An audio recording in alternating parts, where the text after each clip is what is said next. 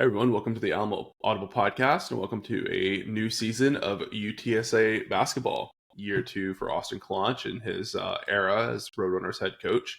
And I've got Javi here to preview the season with me, as well as talk about Karen Aston's program and the women's program as well to wrap us up later in the episode. So, Javi, what's your overall excitement level for another year of UTSA basketball? I think if you would ask me last week, it would have been a little bit higher than usual Yeah. after the UIW scrimmage game, whatever you want to call that thing. Maybe a little less so, but hey, it's too early. It's a long season. Don't want to draw any conclusions out of one exhibition, right? So yeah, gotta stay Yeah. optimistic. Technically, that game doesn't count. The Technically, stats don't get recorded. There is no box score online. So, if you even weren't when you try to listening, access it, they locked it away and like yeah. some hidden cloud. So, if you weren't in the Convo on Saturday or listening to the Ticket 760 stream like I was, this game pretty much never happened. But yeah, rough start to the season for the Roadrunners. We'll get into all of that. We'll talk about the roster reconstruction. And I think that's probably the place to start, right? It is a weird year two for Austin Claunch because this roster is a full reset once again. I think you may have three players returning, and probably only two of those guys on scholarship from last year's team. Those in the Jai brothers are back. Mo, who missed all conference play last year with an injury.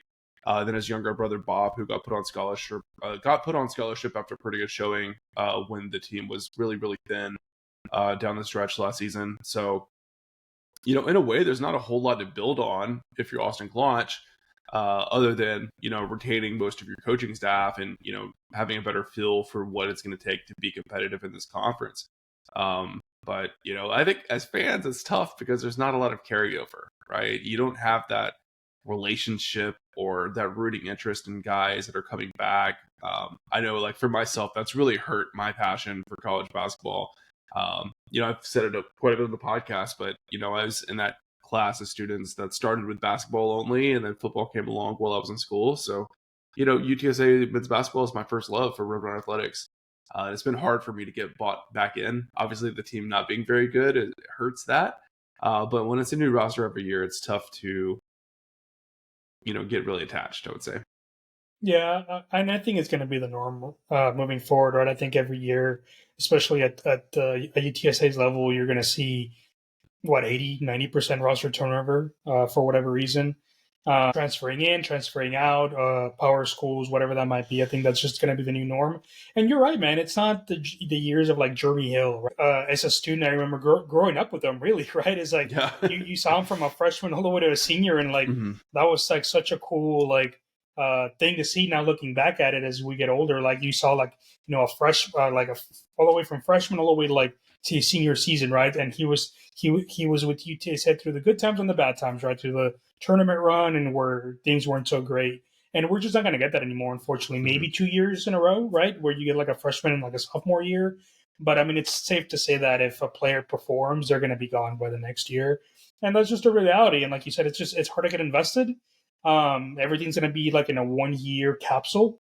And then the next year is going to be completely different. So, got to enjoy the team that's in front of you, essentially. Try to get some connections and some some fan favorites, even though it's going to might be short lived. So yeah, it's a new landscape. I don't know if it's true or not, but I read somewhere that the American was the most rated conference in college basketball as far as guys that, kind of bumped up a level, if you will. It's tough for sure. And that's another thing that's difficult from a fan perspective because like there were some legit stars in this conference last year, like PJ Haggerty at Memphis, and he's gone. That Yaxel guy, or whatever his name was, the UAB, he was a real stud. FAU had some guys that were really, really solid, and you kind of get to know their names. You see them get into the tournament and put up these great performances, and then they're just gone, right? And obviously that happens on the football side too, but I feel like there's a little bit more retention, and you kind of see more contribution from guys, and they will get to the portal at some point as well. But in basketball, it's so constant, and so sudden. I think in football, there's probably a little bit more risk to transfer out because you could end up buried on the depth chart and not get any playing time. Basketball, it's a much smaller roster, right? So your chances of getting minutes, I think, are much higher, and that risk reduces a little bit. So Just I think a poor state of the game, to be honest with you, across the whole landscape nationally. I don't know how ratings and stuff have been impacted by it, but UTSA is definitely a victim there. They have not been able to keep that hometown discount, hometown commitment from guys the way that some of the other programs have at UTSA. So we'll see if that changes.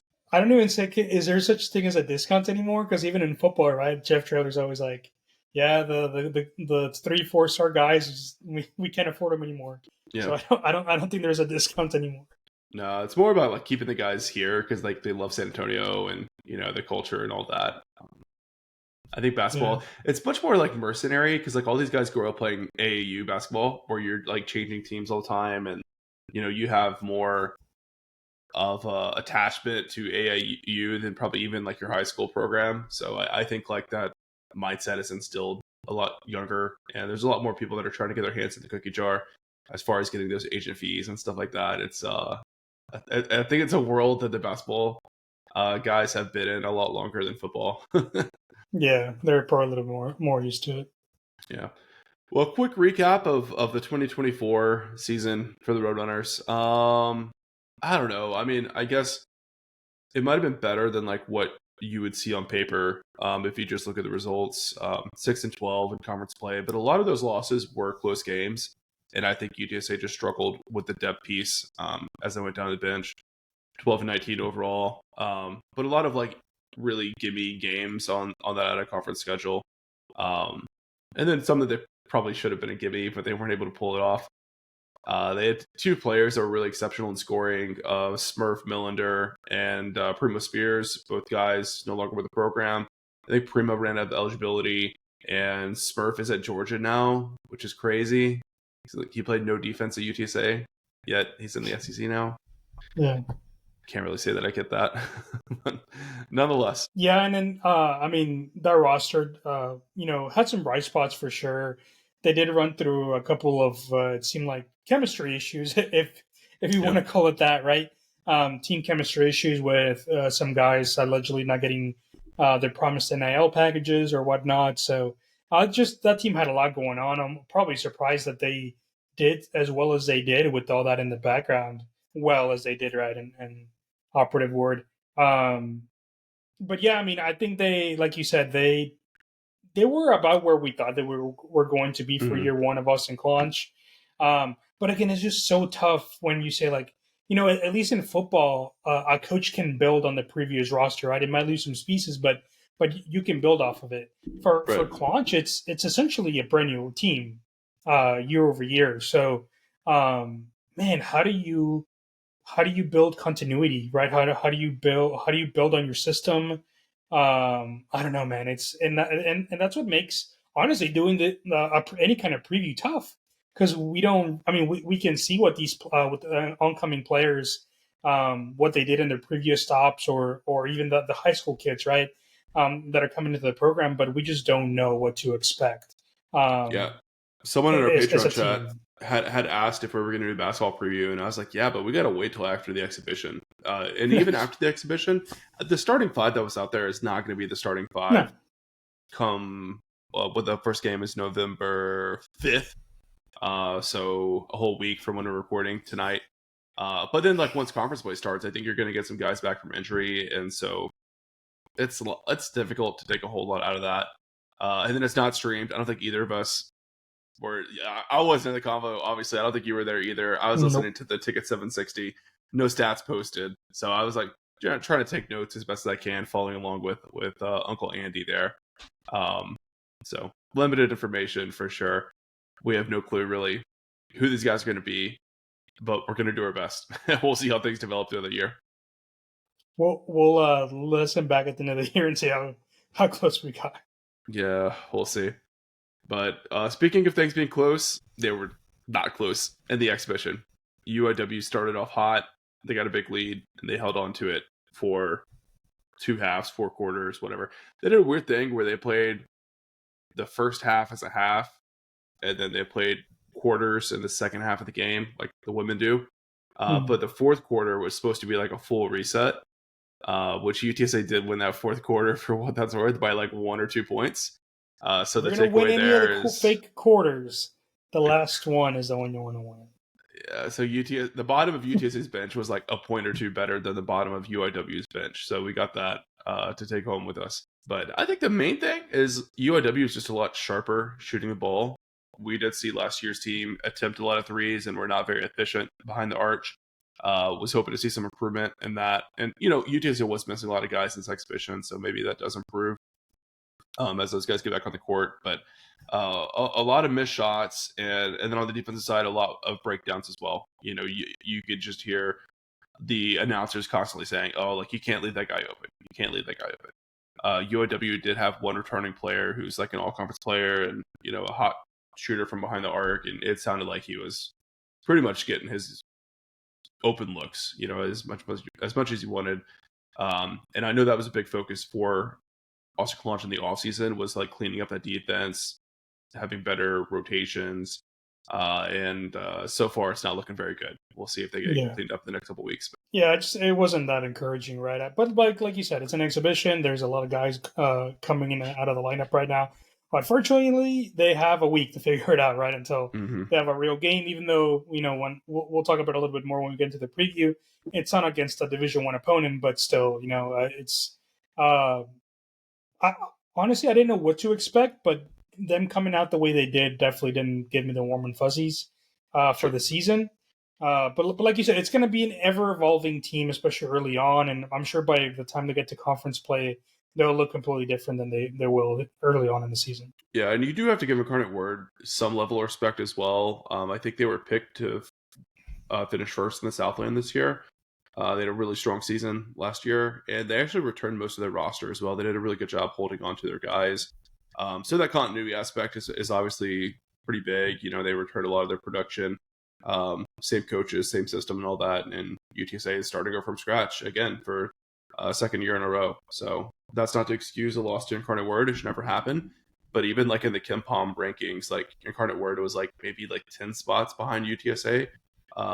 Which was sad because Incarnate Word did not opt in to the house settlement, so they do not pay their players, and for them to beat UTSA even in an exhibition, pretty rough. Just can't happen. Not great. They also they do the secret scrimmages in basketball. They had their secret scrimmage against SFA, and that was a loss as well. So you had 2 in-state losses to lower level programs right off the bat. Let's keep that one a secret too. I don't know what the score was. We can only hope it came down to the wire. I don't know. Yep. They tried really hard. Yep. Well, after the exhibition against UIW, UTSA opens up with a absolute murderer's row of an opponent. They've got the College of Biblical Studies in the Convocation Center Wednesday, November 5th. Rush out and get your tickets. You can't miss that one. Javi, you could take a guess. What do you think the mascot for the College of Biblical Studies is? Serious answers only. A ram. I don't know. A goat. Oh, well, I was thinking, like a burning bush or something. Some kind of biblical reference. But they look to be some kind of eagle or something. That's boring. College of Biblical Study Eagles. They could do better than that. Their season tip-off is called Hoops and Hallelujah. I like that. It's pretty good. Look at that great marketing. Oh boy! Well, you better win that one. Oh, they're in Houston. I had no idea. They're right down the road from me. Actually, I've never heard of this school. That is wild. Sorry, I'm not up to speed on College of Biblical Studies, but NEIA, I would think. Probably. I have no idea. It doesn't sound like a Division III school. Usually, the Division III schools are these fancy small liberal arts colleges. So I would guess NAIA as well, but I have no clue. Well, it's not, PTSD from losses to Our Lady of the Lakes. Our Lady of the Lake. I gotta go find the clip of whenever H and I recorded after the loss to Our Lady of the Lakes. I went ballistic. Oh, gosh. Henson era lows. For the out of conference slate, though, I would say, it's a pretty fair schedule. I think it kind of ramps up in intensity as you get closer to conference play. After the College of Biblical Studies, they have SUI, that is the Southern Illinois University Edwardsville Cardinals.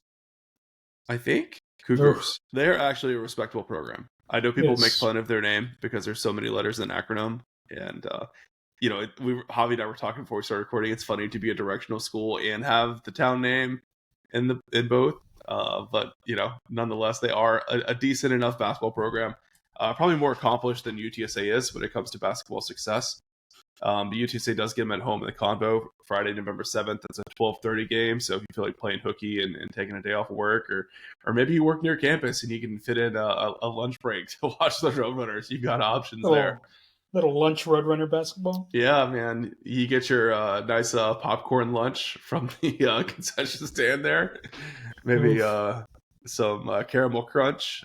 Who knows what treats they may have in the concession stand for you there. Don't expect a full lunch, but you'll have some form of nutrition. Yeah, and then you got Texas State on the schedule, of course, this year. Denver, Southwestern Christian. Again, another school I've got nothing on. No clue where they're at, what state they're in, what division they're in. Got nothing for you there.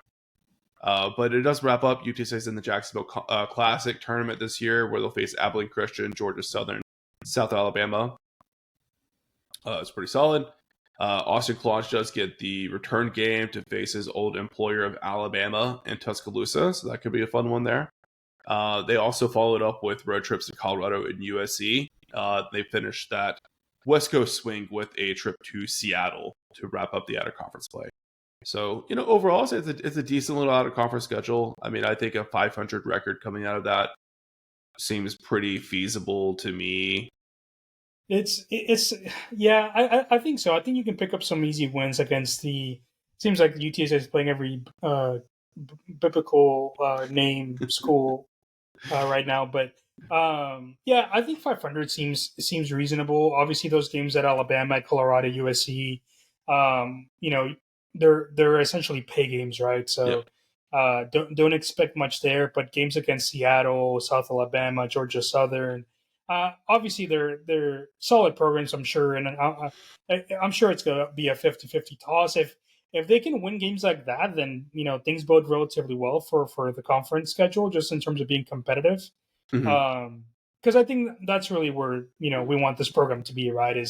I don't think we're expecting a conference championship just yet, but if they can hover around 500, I think, especially at a conference, maybe they can do that in conference play as well. Yeah, obviously they're quite a ways away from competing with those top schools and in the American that are very invested into basketball. But I mean, my hope at least is like they can go toe to toe with everyone below that top third of the conference, and maybe you still win here and there. If you get hot, you're well coached, shooting the ball well, and all of that. My expectations are very low, right? I'm not going to run Austin Claunch out of town anytime soon. He's going to get a couple of years from me for sure. But it's not as strong of a conference as we thought that UTSA was entering into when they joined the American. Most of those strong basketball programs have moved on to the Big 12. And some of the better ones have taken a bit of a step back as well. We've had some teams get hot, lose their coaches, lose their best players, and all of that. So I'm jumping ahead a little bit here, but just to talk real briefly about the American, last year was kind of a disaster season for them. They finished ranked 11th in KenPom rankings, which is the lowest the conference has ever finished since they started out, spinning off from the Big East. So definitely a downward trajectory. To be frank, UTSA is a pretty big reason why they're ranked that low, unfortunately. So we have no one to blame but ourselves. Because even with that low ranking, we're still not able to get to a 500 record in conference play. So there's some pieces here. We'll get into these guys. Hopefully UTSA can turn the fortunes around. And, I don't think that gap is that far off for them to be competitive. Yeah. I mean, I think, I don't think the conference is as strong as like you mentioned, as we thought it was going to be, but man, it would be nice if UTSA kind of got out of that bottom tier and more into like the middle of the pack. I watched some preseason content stuff this week, and a lot of the national media have UTSA in that next section of kind of like the fat middle of the conference, and not in the cellar dweller section. So we'll take that. We'll take that for sure. Yeah. Now they just have to act on it and actually like be a middle of the road team. Which Yeah. But I think Austin Claunch did impress, some college basketball aficionados with some of these guys he's been able to bring in through the portal. Um, Before we talk about those guys, though, I figured we could talk about the starting five that UTSA put on the court for St. Edward. Sorry, I was going to say St. Edwards. For Incarnate Word, PTSD from losing a game to St. Edwards as well, in the Henson era. But a lot of freshmen in the starting five. You got Dorian Hayes at the point, Jameer Simpson at the combo guard, Caden Rayfield is another freshman. He was starting in the wing. Caleb Rich at power forward, and then Stanley Borden at the five. Like we said earlier, I don't think this is going to be the starting five that you're going to see next week, and definitely not later in the season. But it was an interesting one and a very young one for sure. Yeah, I think it's going to be. I think that starting lineup was out of necessity, honestly, with the injuries that were going on. I don't think you'll see Hayes and Rayfield start from the get go. Maybe by conference play they'll get some more playing time, but I think you'll see the more experienced guards and forwards get some more playing time as they get healthy. Yeah. Jameer Simpson is probably a guy that's going to stay a starter, at least be in the rotation, because he can kind of swing a little bit between the guard and wing position. He had a really nice season last year at Southern Utah. Was good for 16 points per game and shot 39% from the field, including 34% from three. So, decent little conference that he did that in as well. Good pickup for UTSA for sure.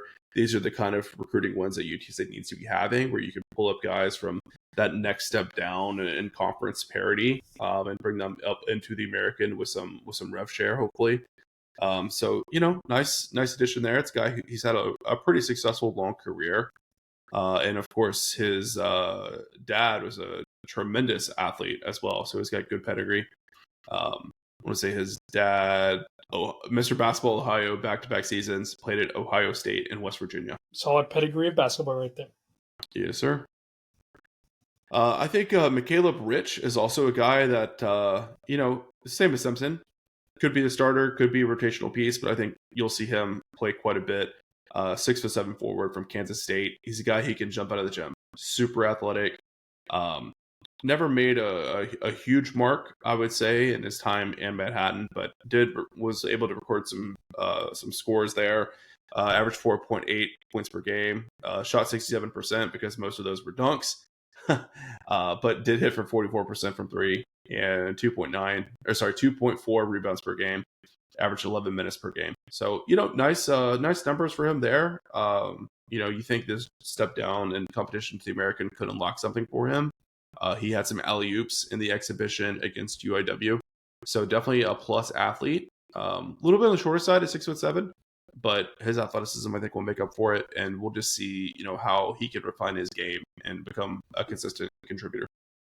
Yeah, I mean, I think he's a classic case of one of those guys that can kind of take a little bit of a step back in terms of conference and combine that with now he's a junior, and we can see a guy like averaging maybe like in like 10 to 12 points a game, just kind of I'll settle for 8. Yeah, exactly. Right, we'll settle for double of what he did last year, but yeah, so it's a guy that I think has could be is going to be a big contributor, but could be one of those breakout guys now playing in a little bit lower division that could maybe give you some double digits here and there and provide some good 3-point shooting. So it's someone to keep an eye on as the year progresses. Yeah, and I think one position where there's definitely going to be a pretty good battle for that starting spot as the season unfurls. Stanley Borden is the guy who got to start the exhibition. He's a 7-footer transferred from Duke, originally from Turkey, but he never really saw the court at all at Duke. So on one hand, not sure what to expect from him, but he's 7 feet and you can't teach 7 feet. So, he definitely didn't record a lot of statistics in the exhibition. Since I was just listening to the radio, I couldn't really tell how good of a job he was doing protecting the rim. But, he got recruited to Duke for a reason. Now, Mo Jai, I would say, was one of the surprises of last season's team. SMU fans didn't think very highly of him when he entered the transfer portal. And, he was one of the better big men we've seen come through this program in a while when he was healthy. Not super graceful. down on the block when he's trying to get into the post and get some points on the board. But he was a good rim enforcer. Played solid defense for UTSA, and he made the team better when he was on the court for sure. So he did have a pretty serious injury that shortened his season into the 2024 season. He's still nursing his way back from that, but once he's healthy, I expect him to steal that spot from Stanley Borden. But if he doesn't, that says a lot about Borden's capabilities. So we'll see who wins out there. But it's nice to have two guys that can, in theory at least, really protect the rim, because UTSA hasn't had one of those guys for I don't know, 7 years, 8 years, something like that. It's been a while. Yeah. Mo more than likely will be the starting center once he's healthy. But like you said, maybe not. If that's not the case, that means obviously Stanley's doing a great job. So it's a good problem to have two guys, 6'11" and 7 foot. Something like you said that UTSA hasn't had in a while. So should be interesting. So while these two guys didn't start because they were both injured, the two guys that I think are the only reason UTSA is not getting picked to finish last in the American are two power transfers. Austin Nunez comes in alongside Vashawn Alette. Both guys super high level players that come from power programs. Nunez was at Ole Miss and Arizona State, whereas Alette was at TCU. And both of these guys should be really good players for UTSA. Very well respected additions. Hopefully both guys are going to be on the court soon. Nunez in particular is a really interesting story. His parents were both track stars at UTSA, and in fact his mom, Tamika Roberts, is in the UTSA Athletics Hall of Fame. His parents are donors to UTSA, great supporters, and his dad is extremely well networked in the San Antonio youth sports community. So great to get Nunez back into his Roadrunner heritage. Hope to see him be super successful here at UTSA. Yeah, I mean, hometown hero, right? It's something that the basketball team hasn't had in a while. What he's going to look like after all the injuries, it's going to be interesting to see, but he definitely has the highest upside of any of the guards that we have coming in. So if he works out, I think he could be one of the better players in the conference. It's just a matter of how he recovers from his injuries. Yeah, and Alette is a guy that's got some serious production to his name. He started 25 games for TCU last season and appeared in 32 games. And he was productive as well. He was the most active shooter on that team. He had 143 field goals. Ended the season with 11.4 points per game with a 37.5% shooting average, 4 rebounds, 1.3 steals. So that's very impressive. And that was last season that he did that at TCU. Very impressive that UTSA is able to get a guy like that to come join this Roadrunners program. Hopefully he's healthy soon. But that guard combo of Nunez and Alette could be serious. That could be a really, really electric backcourt. Potentially one of the best in the conference, like you were saying, Javi. But you got to get him on the court, and you got to get him healthy. But those two guys have the potential to really elevate, I think, even well beyond really what UTSA had last year with Smurf and Primo Spears, because both of those guys definitely not renowned for their defense, and they would really go cold in the shooting. Whereas Nunez and Alette have more size to them, and hopefully it will be a little bit better about getting to the basket and drawing some fouls as well. Yeah, I think with Alette especially, he plays for Canada's U23 team. Especially at TCU, he did great, obviously, but at Old Dominion in 23-24, he averaged 17 points on 45%, 35 from 3. So that's in the Sun Belt. So what can he do in the American with a couple more years of experience under his belt? He's probably the player I'm most excited to watch. Like you said, if he can get healthy quick, he can be the leader of this team, one of the leaders of the team heading into conference play. Very nice. We didn't talk too much about those freshmen, Dorian Hayes and Caden Rayfield, but both guys, super high potential. They're just the kind of players that UTSA would not have gotten pre-NIL, pre-transfer portal era, because those guys would have gone to a power program and, sat on the bench for a couple years and developed there. But, they come to UTSA and they have the chance to play really, really early. Dorian Hayes is 6'5", 185-pound freshman from the Houston area. Very illustrious high school career. Great size at guard, good ball skills, obviously, with his wingspan. And then Caden Rayfield is one of the better players in Oklahoma City. 6'8" forward. He kind of swing back and forth between that 3 and that 4 position. Just really nice athletes that UTSA is not accustomed to getting on the roster as freshmen. So these guys are going to play this year for sure. We'll see how ready they are to really produce at a high level and kind of handle the physicality of playing at this level. So hopefully UTSA develops them to where we have to worry about them getting in the portal and going somewhere else. But they're going to have to produce a little bit first to show that they can compete Division One.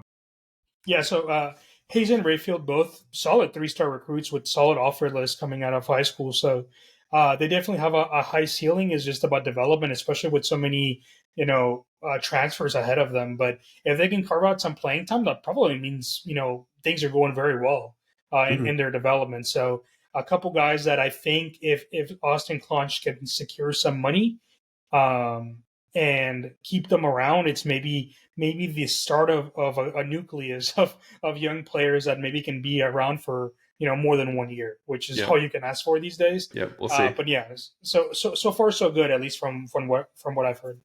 Yep. Well, a couple other guys that I want to shout out as well, guys that I think are going to have a pretty big impact. First off is Brent Moss. He's a 6'6", 195-pound JUCO transfer from Barton Community College. He was the number 36 JUCO player in the nation in last year's class. Second team All-American at the JUCO level as well. Averaged a double-double last season. Really explosive. I noticed when he came on the court against UIW, UTSA started going on some runs. He can really stretch the court. Very athletic. It's got some explosiveness to him. So I really like this player. I don't see him as a starter, but I see him coming in as one of the first guys off the bench. And, kind of the dude that can kind of convert defense to offense, grab that rebound, push the ball to the court, play fast, up-tempo and all that. Oddly enough, 2 players on the roster from Lima, Ohio. They both went to Lima High School. Yeah. So obviously, I would assume that they know each other.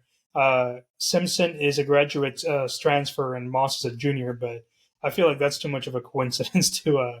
How big is Lima, Ohio? It cannot. I can't even guess. I would say not very big, but I honestly do not know. Population of 35,000. Yeah, so that's crazy. Yeah. The first image that shows up on Google Images when you search Lima, Ohio is the ultimate Rust Belt decay. This building's falling apart is the first image that comes up. No, jeez. Tough. So yeah, no, that I found that to be a pretty interesting fact. But Moss is probably one of the ones I'm relatively excited about just because of those numbers in JUCO. But it's so hard to know how that's going to translate to this level, right? So if he works out at his size, I think he's going to be definitely a great depth piece at the maybe guard forward combo.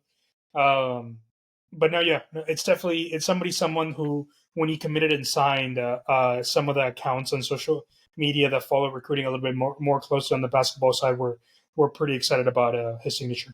Very cool. So another forward that I think is going to be in the mix, and a guy that really wasn't on my radar as a guy who is going to be, a top player for UTSA is Daniel Akitobi. So he's a graduate transfer actually from Morgan State, and he was a pretty solid player for them there. He had 25 starts, excuse me. Pretty modest numbers, 9.4 points per game, shot 59% for the field, 7 rebounds. But pretty low level competition there in the MEAC. But it sounded like he was a big time player for UTSA in the exhibition. There was a stretch where UTSA went on a 9 or 10 point run against UIW, and it felt like Akitobi was making plays left and right to spark that run. So he could be a nice surprise for the Roadrunners. I don't know what the staff expected out of him when they were able to get him to transfer in, but sounds like he's a guy who could be a nice little surprise here. Yeah, no, I think it's one of those guys off the bench maybe that just brings energy, brings points, brings rebounds. Yep. I feel like UTSA had been missing that in the past, honestly. So having a guy like him and Moss, Simpson coming off the bench, it's definitely a step up, I think, from years past, just because they're solid contributors with solid stats behind them, coming from Morgan State is a solid program. Southern Utah's a solid program, and obviously putting good numbers in JUCO, right? So it's guys that are proven to be contributing.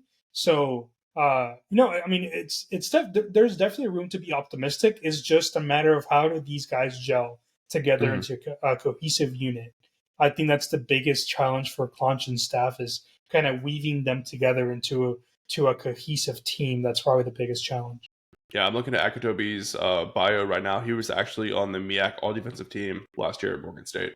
I mean, that's exactly what UTSA needs. Yeah. But yeah, I mean, to your point, it's going to be about figuring out which group of guys play best together. Because you've got a lot of guys that can kind of move between positions a little bit. You can go big. You got Njai, who's going to be 6'11", and you got Borden, who's 7 foot tall. So, how do you navigate that? Do you always have one of those guys out on the court? Do you potentially have Njai at power forward and you go tall and big and heavy? Or do you play with none of them and you do small ball? UTSA is going to have a lot of options there. And it's going to take some time for them to figure out what's going to work best for this team and how they're all going to click to be the most productive. But there is some talent here. I mean, it's a lot better on paper than last year's roster. If you look at every single slot on the roster and, what production they bring in, how they were rated as a recruit. I mean, in terms of pure talent, it's probably the best talent UTSA's ever had. But of course, they are playing in, a pretty good conference here who's going to have some guys. I would say maybe last year's team was a little bit more top heavy in terms of talent. Yeah, I feel like this year's teams, the talent's a little bit more dispersed. Primo is definitely the best player in terms of like pure talent on both of these two rosters, but top to bottom, I think this group has it. Yeah, and also I feel like he sucks so much, like just time. I mean, he scored a ton of points, which is what the team needed, but it just seemed like every team kind of focused around him. He was the offense, and everybody was just kind of chasing. Whereas this team, at least on paper, it seems like Claunch and staff can kind of build a more balanced team that can kind of adapt a little bit. Yeah, we hope so. Any guys that we haven't talked about that you think have a chance to be a contributor this year? Yeah, so the last guy they signed, Matteo Coffey, out of France, Strasbourg, France. I don't think he played in the exhibition, or you can correct me. At least I didn't remember hearing him. I think he played at the end. Okay, so it might have been at the end. He's listed as a freshman, but he has a ton of experience just overseas. He's played for Strasbourg, which is not technically, they are a professional team under U21 team. So he has that experience at the U21 level. He averaged close to 11 points on 58%. So and 6 rebounds. So numbers are there at the European level, at the U21 European level. He seems to have the intangibles. Like he's listed at 6'8", 210. If you look at some of the highlights on his social media, they're quite impressive. Mm-hmm. He can shoot. For sure. He's just athletic. He's a modern power forward.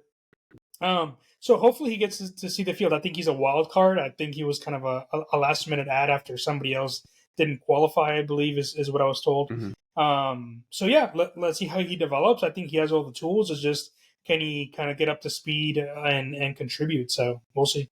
Yeah. Awesome. Well, I'm aiming for 500 here.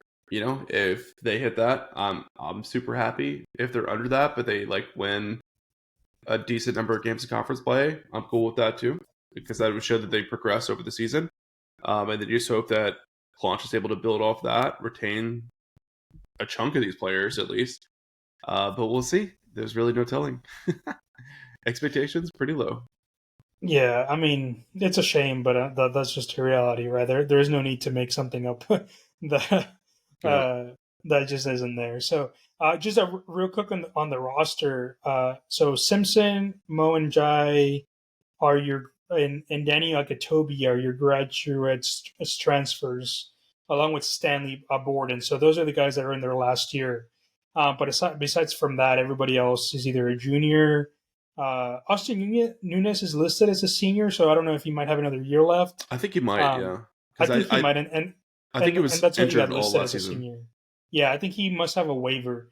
But so. Moss, Rich, the younger and Jai, obviously Hayes, Rayfield, Alette, Coffee, they're all either juniors or underclassmen. So, yeah, it's like you said. Hopefully, it goes well enough where Claunch can retain a couple of these guys and pile another recruiting class on top and start building something. Hopefully, Yeah.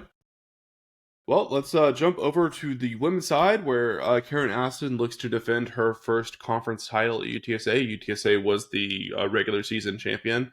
Unfortunately, the postseason didn't go too well for them. Weren't able to secure the auto bid, and were exited pretty early from the tournament last year, and then went on to the women's the WBIT. I don't know that acronym, to be honest with you. Women's basketball something tournament. Sure. Yeah, but also weren't able to win a game there. So it's a process for Aston squad. Obviously, we're seeing it get there. You just hope that eventually they make that breakthrough, and love to see this program return to March Madness. It's been 20 years. Yeah, No, I mean, like 2000, about 2009, I think, was when Monica Gibbs took them to that game against Baylor. It's definitely the most success in the past. Yeah, and then yeah, it's been a long time. Let's just put it that way. Yeah, and like really, really bad teams too before her. I mean, like the men's program struggled for sure. Nowhere near as bad as the women's, where they were winning. They were having like 3-win seasons and stuff like that. So it's a tremendous turnaround. But I think it's gonna be a tough year for the ladies, right? They lost some really key players. Nina De Leon Negron and Jordan Jenkins are out of eligibility, and both of them were just absolute stars for UTSA. Jordan Jenkins is going to be in the Athletics Hall of Fame. I wouldn't be. I mean, they could retire her jersey. To be honest, it's a conversation worth having. And Nina only played for UTSA 1 year, but was just an absolute dynamo at that point guard position. So fun to watch, so competitive. And then Sydney Love, which was one of UTSA's top up and coming guards, entered the transfer portal and ended up at Texas Tech. So those are 3 really key players that you got to replace. But what's going to be really challenging for this team is they've just been absolutely ravaged by injuries leading into the year. So Adara Udo's sister, Sima Udo, joined the program as well, and she's out for the year.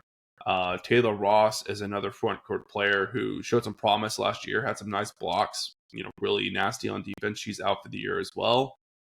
Sienna Guitarro had a child. I think Robert Henry is her boyfriend, right? Yep. I believe so. That's a future Roadrunner of some sort, we hope. So she's not going to be ready to play for a while as she recovers from that experience. And several other players that are out as well. I think Maya Linton might be out for some stretch of time. It's thin. It's really, really, really thin. It's about as dire as you could think, honestly. Yeah. I mean, whew. So they're going to be very, very dependent on Mia Hammonds and Adara Udo to really carry this team. I would say these next couple of weeks. You just got to keep the boat above water, right? Like, just try to be competitive, try to get the newcomers to develop a little bit. But unfortunately, the schedule is extremely front-loaded. They had their exhibition against A&M San Antonio, which was a huge blowout win, like 130-55 or something like that. Then you go and open the season in Lubbock against Texas Tech, November 6th. Against Sydney Love and Texas Tech. Yes, that's right, yeah. And then you have at Houston, the Fertitta Center. You got Texas State, UIW, Auburn, Grand Canyon, tremendous program. UNLV, tremendous program. You got Baylor, you got Prairie View, A&M Kingsville, Columbia. So if you can make it, through November, it eases up a little bit, and you get a chance to, really lock in before conference play. But that's a brutal stretch right there throughout the month of November. And honestly, the roster's ravaged. It strikes me as a schedule of a team that thought they were going to be better than they are at the moment. Yep. They thought they were going to have more weapons in the holster, and with the injuries they have right now, it's like, oh crap! Now we have to go play all these really tough teams. But it is what it is. Like you said, I think they just need to survive, so they can get some of these players back and see if they can be competitive in conference play. Yeah.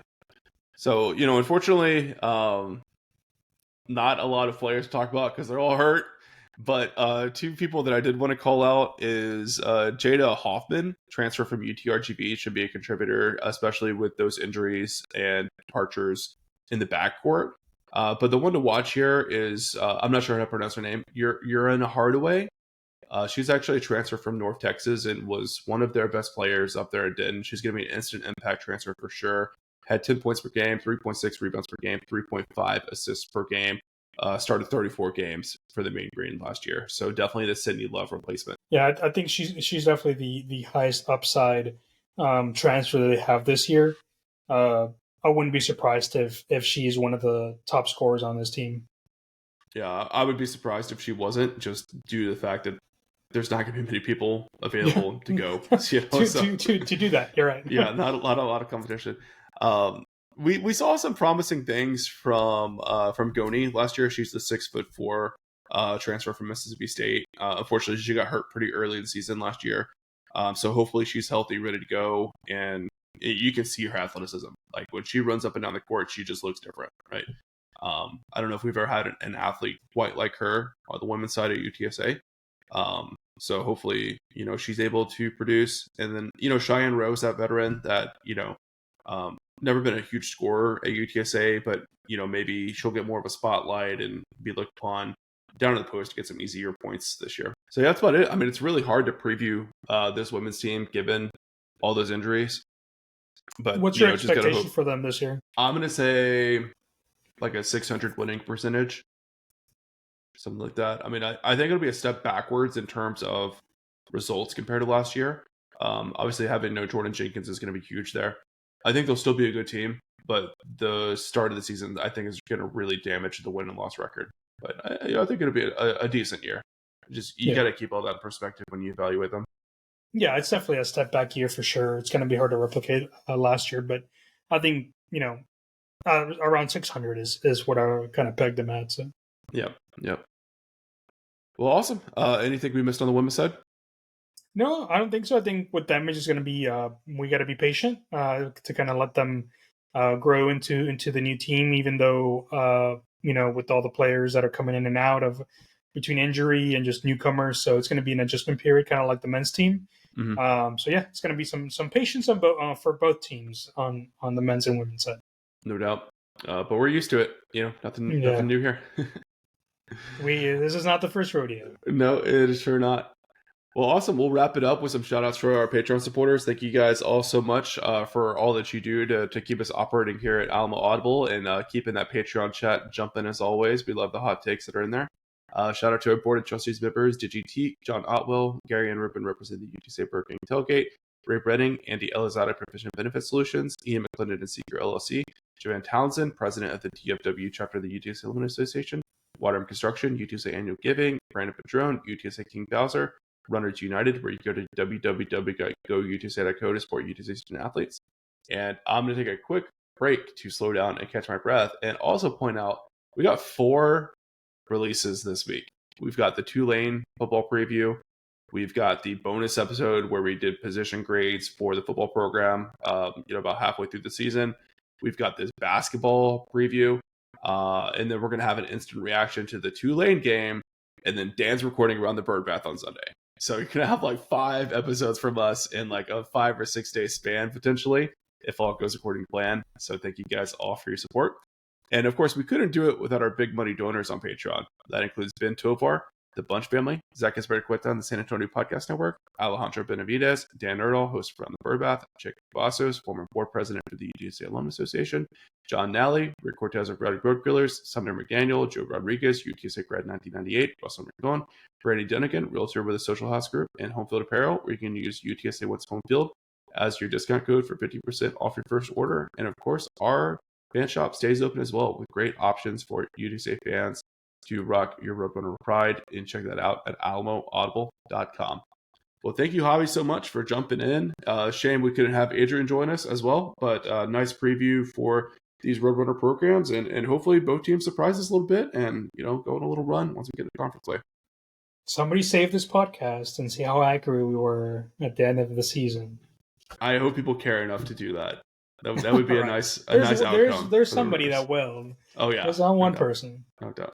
All right, we'll see you guys back really soon as UTSA hopefully pulls the big upset against Tulane. Either way, we'll be here for the instant reaction episode, so stay tuned for that.